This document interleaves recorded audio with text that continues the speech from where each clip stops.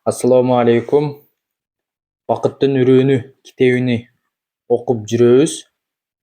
Ошол өзүм окуганча башкаларга дагы кичине пайдам тийсе дейм, пайдасы тийсин. Азыр 6-хадиске келгенбиз. Бисмиллахир-рахманир-рахим. Адал жана арам.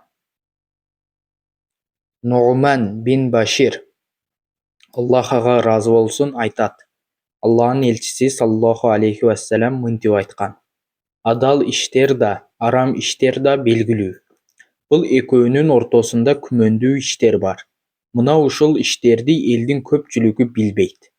Кимде-ким күмөндүү иштерден сактанса, ал абийирин да, динин да таза сактаган болот. Ал эми ким күмөндүү иштерге кадам таштаса, ал корулган жерге жакын кайтарган, кою корукка кирип кетүү коркунучу бар койчуга окшош иш кылган болот. Билип алгыла, ар бир кожоюндун коругу болот. Билип алгыла, Алланын коругу арам кылган иштери. Көңүл бургула, денеде бир муштумдай эт бар. Эгер ал таза болсо, дене бүт таза болот. Эгер ал бузулса, бүт дене бузулат. Билип алгыла, бул жүрөк. Бухари, Муслим. Хадистин маанилүүлүгү. Бул хадис исламды толук камтыган аябай пайдалуу хадистердин бири. Жоон топ алымдар бул хадис исламдын 1/3 камтыйт деген. Имам Абу Даудтун, ага Алла ырайым кылсын, диндин 4/1 камтыйт деп айтканы бар. Хадистин түп маанисин түшүнө алган адам андан толук динди түшүнө алат. Анткени мында адал арам жана адал арам белгисиз болгон шек күмөндүү иштер жүрөктү эмне бузуп эмне оңдоору тууралуу баяндалган. Бул шарият өкүмдөрүнүн негиздерин жана бутактарын билүүгө түртөт. Ошондой эле такыбалыктын башаты болгон күмөндөн этият болуу тууралуу сөз болот. Хадистен алынуучу сабактар жана пайдалар. Адал да анык, арам да анык. Алар менен катар адал арамы белгисиз, шектүү нерселер бар. Имам Навави, ага Алла ырайым кылсын, айтат: бул сөздүн мааниси нерселер 3 түрдүү болот. Биринчиси адалдыгы анык. Тагыраак айтканда, адалдыгы жашыруун эмес нерселер. Сүйлөө, басуу, туруу жана башка ушул сыяктуу. Экинчиси арамдыгы анык. Тагыраак айтканда, арамдыгы жашыруун болбогон нерселер. Арак ичүү, зына кылуу, уурулук жана башка ушул сыяктуу. Үчүнчүсү шектүү нерселер. Тагыраак айтканда, адалдыгы да, арамдыгы да анык болбогон нерселер. Адал арамы анык болбогону үчүн аны адамдардын көбү билишпейт. Бирок аалымдар андай иштердин өкүмүн Куран, сүннөт далилдери менен же кыяс кылып салыштыруу жолу менен билишет. Эгер кайсы бир иште анын адал арамдыгы күмөн болуп калса, же Куран, сүннөт ижмадан ачык далил табылбаса, ал арада мындай маселени тактоо үчүн изилдеп, анан кандайдыр бир чечим чыгаруу зарыл болот. Андан соң анын адалга же арамга кошулаары билинет. Чектүү нерселерден сактанып этияттануу такыбалыктан кабар берет. Мисалы, тапкан акчасында шек күмөн бар же байлыгына сүткордук аралашып кеткен адам менен иштешпей коюу сыяктуу. Ошол эле учурда арамга жакындабаган иштерде деле шектенип күмөн саноо шайтандын васваса азгырыгы болушу дагы мүмкүн. Мисалы, эл көп жашаган чоң шаарда турган аялга үйлөнмөкчү болгон кишинин бул аял мага махрам болуп калсачы деп күмөндөнүү сыяктуу. Же ээн талаадагы сууну тазабы же таза эмеспи деп күмөн санап пайдаланбай коюу сыяктуу. Мындай күмөндөр такыбалыктан эмес, бул шайтандын жаман күмөнгө түрткөн азгырыгы. Шектүү нерселердин бир канча түрү бар. Ибн Мунзир, ага Алла ырайым кылсын, шектүүлөрдү 3кө бөлгөн. Биринчиси, алгач арам экени белгилүү болуп, анан арамдыгына шек пайда болгон нерсе. Мында ал адал деп эсептелеби же ошол тейде калабы? Мисалы, 2 кой союлган. Алардын бирин бут айкелге сыйынган бутпарас мууздаган, бирок ал 2 койдун кайсынысы экени билинбей калган. Мындай учурда адал экени ал анык билинмейинче арам деп эсептеле берет. Экинчиси буга тескери. Адалдыгы анык нерсеге шек жаралуу. Мисалы, аялга берген талактын түшкөн-түшпөгөнүнө шектенген сыяктуу. Же даарат алгандан кийин дааратынын бар жогуна шектенген сыяктуу. мындай иштерге шек таасирин тийгизбейт. Үчүнчүсү, адал же арам экендигине бирдей шек жаралган нерселер. Мындай нерседен сактануу такыбалык болот. Мисалы пайгамбарыбыз саллаллаху алейхи вассалам түшүп калган курманы жебей койгону сыяктуу. Имам Бухари, Имам Муслимдин хадис жыйнактарында келген хадисте пайгамбарыбыз саллаллаху алейхи вассалам мен төшөгүмдүн үстүнөн курма таап алып, аны жеш үчүн алдым да, анан ал садага болуп жүрбөсүн деп коркуп кайра жебей койдум деген.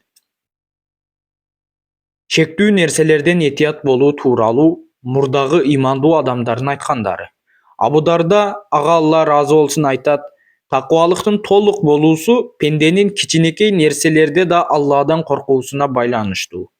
Арам менен өзүнүн ортосун тосуу үчүн кээ бир адалдардан да баш тартууга туура келет. Хасан Басри рахматуллахи алейхи айтат: арамдан этияттанып адалды таштаган убакта гана такыбалык адам менен бирге болот. Суфьян Саври, ага Алла ыраазы болсун, айтат: такыбалыктын эң жогорку даражасы коркпой турган нерседен коркуу. Абдулла бин Умар, ага Алла ыраазы болсун, айтат: мени менен арамдын ортосунда адалдан коюлган тосмо болуусун каалаймын. Суфьян бин Уяна, ага Алла райым кылсын, айтат: өзү менен арамдын ортосуна адалдан тосмо курмайынча жана күнөөнү таштамайынча пенде чыныгы имандын даамын тата албайт. Айтымда Абу Бакыр Сыддык, ага Алла ыраазы болсун, бирде кайдан келгенин эрөөнү албай бир-эки курманы оозуна сала коет. Кийин аны күмөндүү жерден келгенин угуп, манжасын оозуна салып кусуп таштайт. Ибрахим бин Адхамдан: эмне үчүн замзам суусунан ичпейсиң деп сурашты эле. Ал чака өзүмдүкү болсо ичмекмин деп падышага тиешелүү чаканы пайдалангысы келбегенин билгизген. Аллахын элчисинин сахабаларына Алла Таала ыраазы болсун, чынында алар шек күмөндөн этият кылып, динин таза кармашкан. Ар бир падышанын өзүнүн чеги бар. Ал эми Алла Тааланын чеги ал арам кылган нерселери. Пайгамбарыбыз саллаллаху алейхи вассалам бул хадисте өтө сонун салыштырууну колдонгон. Араб падышалары өздөрүнүн чептерин, жайыттарын бекем коргогон жана ага жакындагандарды жазалаган. Жазадан корккондуктан адамдар ага жакындаган эмес. Кокус анын чегине кирип кеткендер катуу жазаланган. Алланын жердеги чеби арам иштер. Ким Алланын жазасынан коркуп арам иштерден оолак болсо, азаптан өзүн сактайт. Ал эми арамга бут койгон адам акыретте анын жазасын алат. Ким шектүү иштерди кылуу менен арамга жакындаса, арамга кирип кетүү коркунучу бар. Жүрөктүн тазалыгы. Дененин тазалыгы жүрөктүн тазалыгына байланыштуу. Анткени жүрөк денени башкарат. Бул шарияттын да, медицинанын да сөзү. Жүрөк таза болсо, денедеги кан айлануу жакшы жүрөт. Акылдын негизи жүрөктө деген сөзгө Шафии мазхабынын аалымдары ушул хадисти жана Алла Тааланын алардын жүрөгү бар, бирок аны менен сезишпейт деген аятын далил келтиришет. Араф сүрөсү 179-аят. Ал эми Ханафи мазхабынын аалымдары акыл мээде экенин айтышат. Адамдын мээси айныганда акылдан азат дешет алар. Адамдын ой пикири анын мээсине байланыштуу экенин медицина дагы тастыктап келет. Ал эми хадисте жүрөктүн руханий тазалыгы тууралуу кеп жүрөт. Жүрөктүн тазалыгы Алладан башкага билинбеген сырдуу нерсе. Ошентсе да аалымдар жүрөктүн тазалыгын айгинелей турган белги сапаттарды айтышкан. Мисалы, Ибн Мулкин Шафи жүрөктүн тазалыгы 5 нерседе билинет. Куранды ой жүгүртүү менен окуу, ашказандын боштугу, түнкү намаздарды окуу, багымдаттан кийин күн чыкканча дуа кылуу, ыймандуу салих адамдар менен олтуруу деген. Мен буга адал тамактануу ушулардын эң маанилүүсү деп кошумчаладым. Дагы бир укмуш сөз бар. Тамак кыймыл аракеттен үрөнү. Адал тамактанган адам адал иш кылат. Арам тамактанган адам арам иш кылат. Шектүү тамактарды жеген адам шектүү иштерди кылат. Таза жүрөк Алланын алдында жеңиштин белгиси. Касиеттүү Куранда мынтип айтылат: ал күнү мал да, балдар да пайда бербейт. Bir ғана таза жүрек менен келген адамдын амалы пайда берет. Шура сүрөсү 77-аят. Ошон үчүн пайгамбарыбыз саллаллаху алейхи вассалам: "О Алла, сенден жүрөгүмдү таза кылууну сураймын" деп дуа кылчу. Имам Навави айткан: жашыруун оорулардан тактап айтканда текеберлик, көрө албастык, сараңдык, куулук, элге көрүнүү, тагдырга нааразычылык жана башка нерселерден сактануу жүрөктү тазартат. Ибн Ражаб мынтип айтат: жаман деп эсептелген нерсенин баарынан бош болгон жүрөк таза жүрөк. Андай жүрөктө Аллага болгон сүйүү, андан коркуу жана Алладан алыстатуучу иштерден сактануу жатат. Хасан Басри бир кишиге: жүрөгүңдү дарыла, анткени Алла Таалага пенделеринин жүрөктөрүнүн ыймандуу болуусу гана маанилүү. Ибн Ражаб мынтип айтат: эгер жүрөк оңолсо, дененин башка мүчөлөрү дагы оңолот. Эгер жүрөк Алланын каалоосун гана кааласа, дене мүчөлөрү дагы ага баш ийет. Алла ыраазы болгон нерсени кылып, ал жаман көргөн нерседен тыйылат. Керек болсо өзү жаман деп билбесе да, Аллага жакпай калат деген шек күмөндөн алыстайт. Хадис адал иштерди кылууга шыктандырып, арамдан оолак болууга, шектүү иштерден сактанууга үндөйт.